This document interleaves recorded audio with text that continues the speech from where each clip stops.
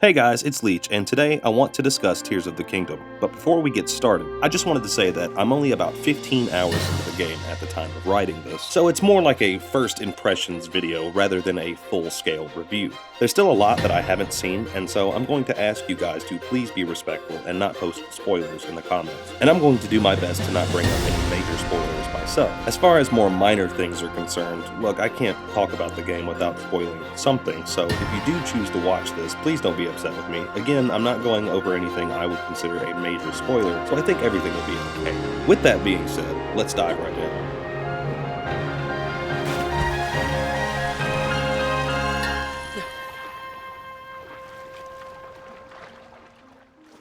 This game is overwhelming. The sheer volume of interesting things to do is mind-boggling. Everywhere you look, there is something to do or somewhere to go, and it makes it incredibly difficult for me to get anything done.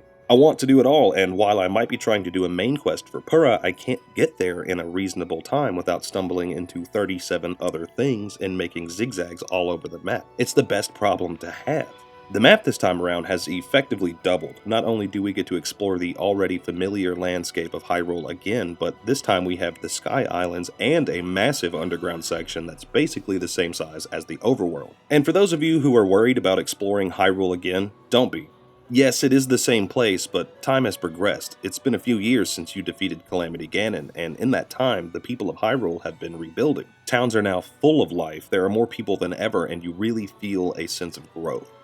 Hyrule is no longer just a beautiful, empty wasteland. It's springing to life, and this layer of environmental storytelling fits perfectly with the already masterful execution of environmental storytelling we got in Breath of the Wild. It still blows me away to go to these familiar locations and see just how different everything really is. I only mention this because for a while, during the build-up to Tears of the Kingdom, some people were pushing the narrative that this game looked like overpriced DLC. I don't even think I need to address those opinions anymore. The game speaks for itself.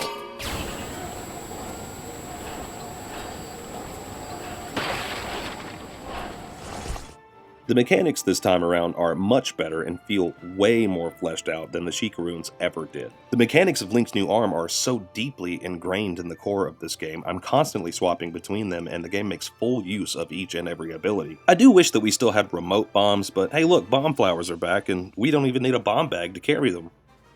The story so far seems way better than the last game. In Breath of the Wild, it seemed like all of the interesting things had already happened 100 years ago. You were just sort of cleaning up unfinished business, but in this game, it seems like we are going to have a much grander story. I'm not sure how all of this comes together, but I can't wait to find out, unlike Breath of the Wild, where the story felt more like window dressing. Beyond the environmental and storytelling improvements, basically everything else in this game has been improved. The weapon degradation system feels much more fitting due to a certain plot detail. The constant need to collect items is only increased due to a now fully fleshed out fuse mechanic, on top of the already resource-intensive acts of cooking and upgrading armor. The game's difficulty has increased. I'm being casually one-shot by fodder enemies on a regular basis, and I'm all for it. The increase in difficulty is forcing me to think on my feet, which in turn causes me to interact with the mechanics more. I'm constantly trying to think of creative ways to fuse my weapons and items so I can get a leg up on the enemies. Although I'd probably have an easier time if I didn't prioritize stamina over hearts. The other thing I find much more challenging are the puzzles and shrines. Much like Breath of the Wild, Tears of the Kingdom has shrines, and I know there's a few of you out there groaning right now, but like just about everything else in this game, they are way better this time around. The shrines seem to be broken up into types like they were in Breath of the Wild. I've encountered the typical mini-dungeon type shrines that introduce concepts and mechanics that you'll use in the overworld. Blessing shrines that are very similar to the blessing shrines from the last game, and combat shrines which limit your attacks to whatever combat style is being taught in that shrine. I think the most notable types of shrines I've encountered so far are the mini-dungeon puzzle-focused shrines. I keep finding myself in some truly head-scratching moments. These puzzles are pretty clever, and there have been moments where I swear there's something missing and there's no way to solve it. But that simply isn't the case. You have everything you need available to you in these shrines. It's up to you to figure out how to solve it. Maybe it was just me, but it took some time for me to adjust to the new abilities. I had to retrain my brain to not think I had the Sheikah Slate. I got stuck in this well for 10 minutes and was legitimately worried that I had just soft-locked my game or something, until it dawned on me that I had ascended. I don't think I can stress this enough. Basically, everything in this game is better in every single category. Well, maybe except for one. It's time to address the low-spec elephant in the room. This game has some performance issues. I have seen some pretty significant frame drops while playing this, and although it is only for just a moment, it is fairly consistent, especially if you're using Ultra Hand. And no, I'm not going to defend it. It isn't exactly ideal to play a game like this, but I don't think it's hindered my ability to enjoy it at all.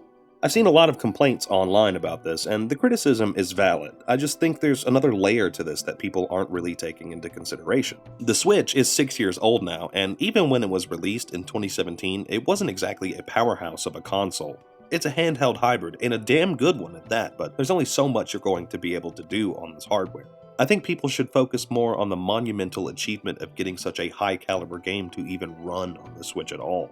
This game is only 17 gigs, and considering the fact that modern AAA games have reached well over 100 gigs, it's honestly amazing how much performance they've squeezed out of this thing. In today's climate of 9th gen consoles and high-power PCs, it's easy to look back at yesteryear and say, wow, that looks bad, but considering everything I just said, that critique seems hollow. And I know, I said I wasn't going to defend the poor performance and then went on to defend it anyways, and now the whole video is off the rails. I am sorry. Let's get back on topic. But before we do, I'm going to take a moment to remind you guys to like and subscribe for more Zelda content. I'm working on my first goal of 100 subs, and I'm getting closer every day thanks to all of you.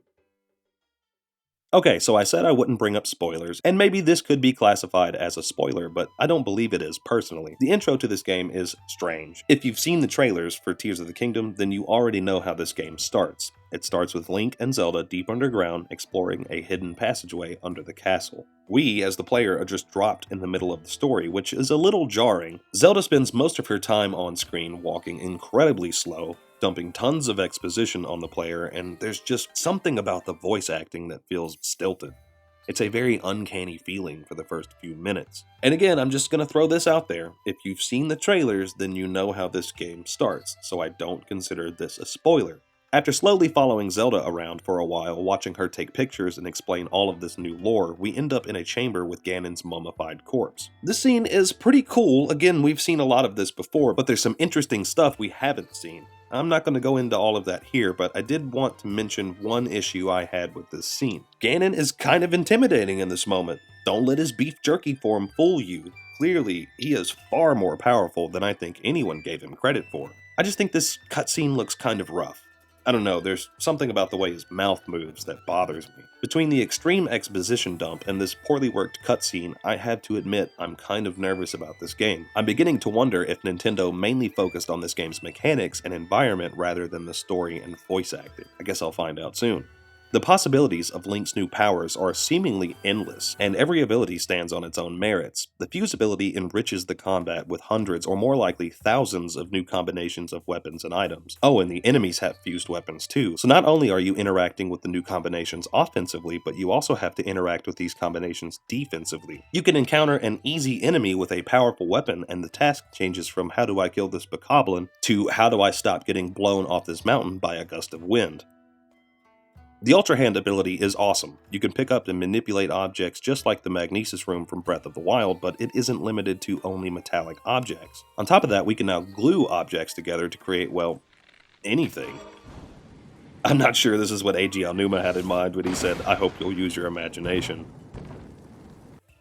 Next on the list is the Ascend ability, which allows Link to jump through the ceiling of just about anything so long as the ceiling isn't too high or there isn't an object in the way directly above the surface you are ascending into. The animation for this ability is awesome, although realistically I'm sure it's just being used as a loading screen to load in the point on the map you're going to appear in, but it's gorgeous and I can't get enough of it. The last ability is Recall. This one seems to be used less frequently than the others, but when it is used, it's a lot of fun. I also find it a very fitting ability considering we had stasis in the last game. I like the way it's been utilized so far for puzzles and for the falling chunks of Sky Island, but I have yet to use it in combat. And that's probably because I'm trying my damnedest to just survive. I haven't gotten to a place where I'm comfortable enough to experiment like that yet.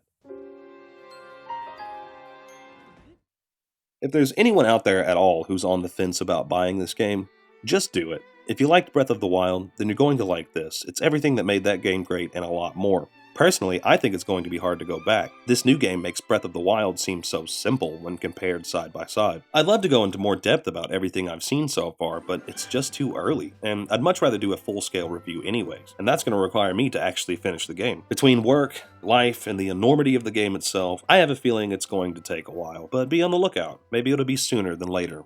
Who knows? In the meantime, you can watch my Skyward Sword video. I think that game is way better than anyone gave it credit for, and you can watch me die on that hill here. And on that note, I'm going to wrap it up. Thanks, guys. Peace.